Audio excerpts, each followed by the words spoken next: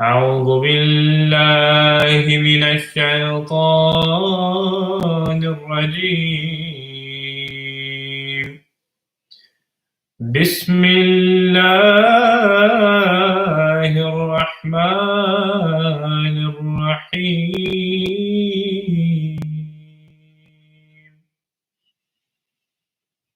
والذين يقولون ربنا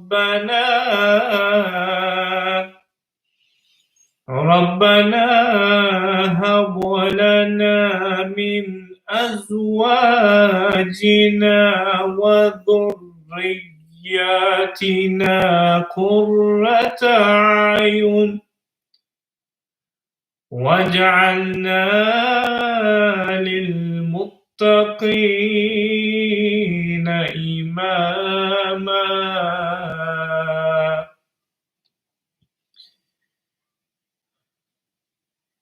The verse that I just recited before you is verse 75 of Surah Al-Furqan, chapter 24:5 of the Holy Quran.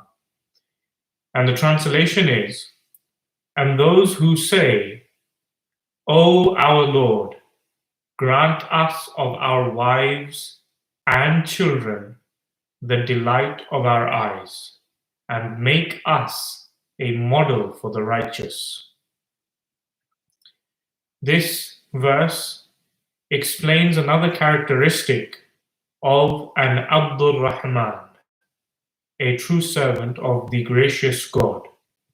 Among the other characteristics of being humble, of not showing arrogance, of addressing those who are ignorant in a peaceful manner, another aspect of a true servant of Allah is a true servant will always pray to Allah Ta'ala for righteous offspring, for their family to always be guided in the right direction, so much so that they themselves become a model for the righteous people. They themselves become a role model for those who are around them. And this is a specific prayer that the Holy Quran teaches us to make before Allah Ta'ala so that we can attain such favors from God Almighty. The Holy Prophet ﷺ, in regard to the upbringing of children, in raising children in a righteous manner, has given us a number of wonderful pieces of guidance and wisdom. In regard to a newborn child, the Holy Prophet ﷺ says, every child is born with a pure nature. So in Islam, we do not believe that children are born prone to anything, or they are born sinful, or that they have inherited the sin of their forefathers. In Islam, this is completely absurd and nonsensical.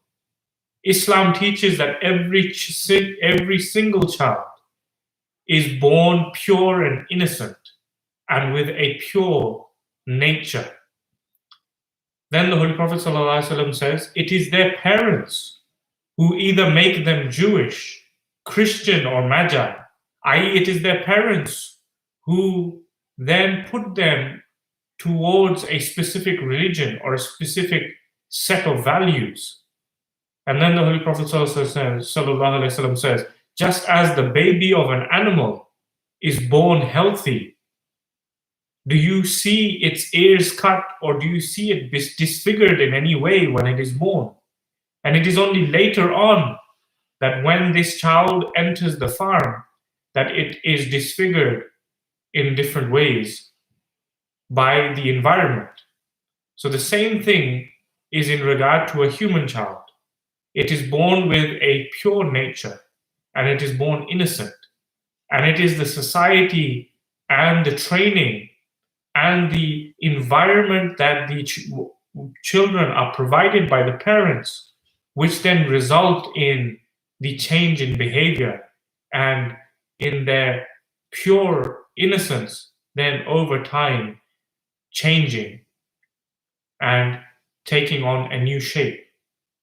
The Holy Prophet ﷺ, in regard to children, specifically instructed parents, treat your children with respect and give them a good upbringing.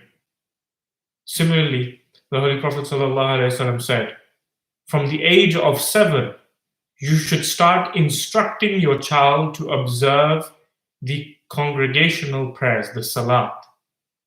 And this should be strictly supervised until the age of 10. And then, after the age of 10, children's beds should be separated from one another. Because it is after this age that now they can slowly start taking responsibility for themselves. And reminders should be enough for them to understand that whatever they do, they are responsible for those actions, so that they become a more self-reliant individual who is ready to live up to their actions and also face the consequences of anything that they may do. Similarly, the Holy Prophet ﷺ instructed, whoever has a child should give them a good name.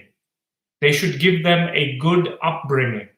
And when they come of age, get them married. The Holy Prophet ﷺ further instructs, if the child comes of age and they do not get him married, and because of this, the child ends up committing some sort of sin, then the Holy Prophet ﷺ explains that the father will be responsible for this child's sin. Similarly, the Holy Prophet ﷺ again emphasized, he is not from my ummah, he is not from my community, who does not show compassion to children and respect to our elders. The promised Messiah ﷺ has also given us wonderful guidance on how we should be approaching the training of our children. He explains, guidance and upbringing, in essence, is in the hands of God. Nagging incessantly and persisting on a matter beyond reasonable bounds, i.e., to prohibit and rebuke children on every little thing, demonstrates that we are, as if, the masters of guidance, and will be able to bring our children on the path that accords with our own will. This is a hidden form of associating partners with God. My community ought to refrain from such a practice. Similarly, Hazrat Masih Maud says, I pray for my children. He explains his own practice, his own example, and he says that my practice is that I pray for my children and see to it that they follow broad principles, etiquette, and teachings. This is all, nothing more. Then I place my entire trust in Allah the Exalted. The seed of goodness that is present in each of them, according to their nature, will flourish when the time comes. Similarly, our beloved Huzur, Hazrat Khalifatul Masih al-Khamis Ayyadallahu Ta'ala bin Nasir al-Aziz, the present Caliph of the promised Messiah, والسلام, he has also explained on a number of occasions how children should be trained, how their upbringing should be done, what the parents should take care of. Huzur explains, a matter which parents should pay attention to is that they should inculcate the fear of God in their children.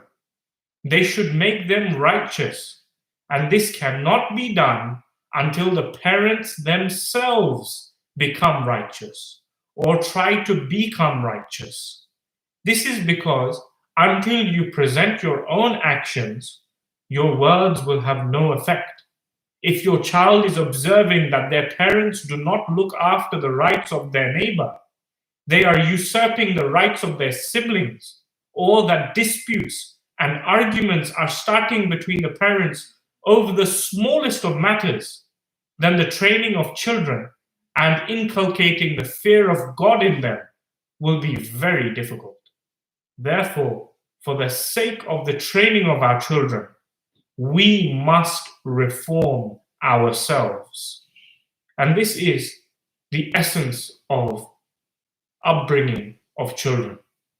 If we wish for our children to go on the righteous path, then we ourselves must adopt the righteous path.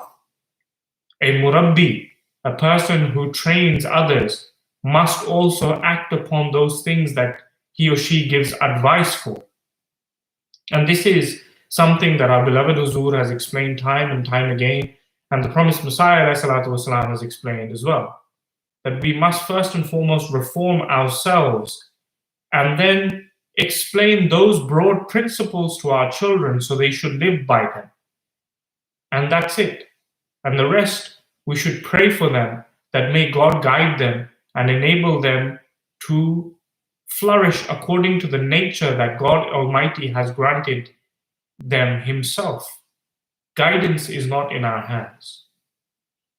May Allah Ta'ala enable us to understand this, because this is a very crucial topic, a very important topic in this day and age, where parents, unfortunately, sometimes face a very difficult time with their children due to a generation gap. May Allah Ta'ala enable us to understand these matters and also act upon them. And may our children and our wives and our family become the delight of our eyes.